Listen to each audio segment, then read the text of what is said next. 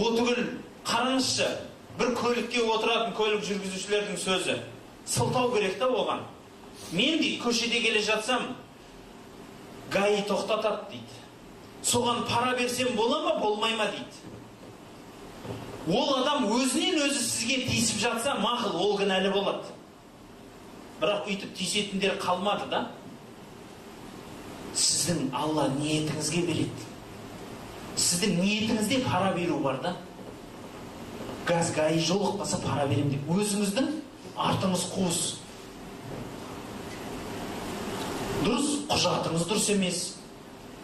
Тағатын белбауыңызды тақпайсыз.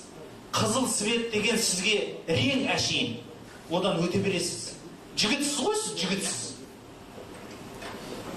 Біздің дін қалай қарайды білесіз ба? Жол ережелері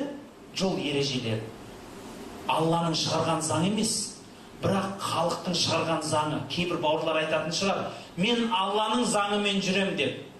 Секірмей-ақ қойыңыз. Пайғамбарымыз саллаллаху алейхи вассаламда хадис бар. Әл-муслимуна бишурутихим дейді.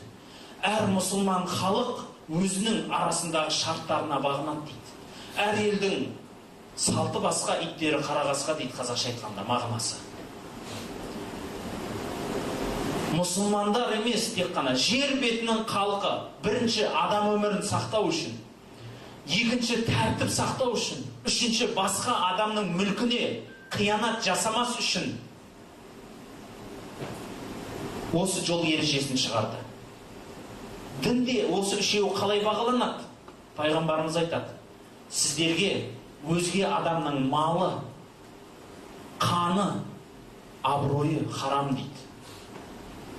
Сіз көлікпен жүріп біреудің көлігіне қиянат қылсаңыз, харам жасаған боласыз. Кінәсізден болса. Түсінесіз ба?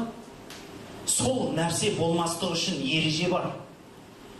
Ал сол ереже мұсылман адам мен діндар адам менен мұсылман емес адамның арасында үлкен айырма бар. Мұсылман емес адам ГАИден қорқып сыйлайды соны. Қазіргі кейбір мұсылман бауырлар осы жерде қателеседі. ГАИден қорқып сыйлайды.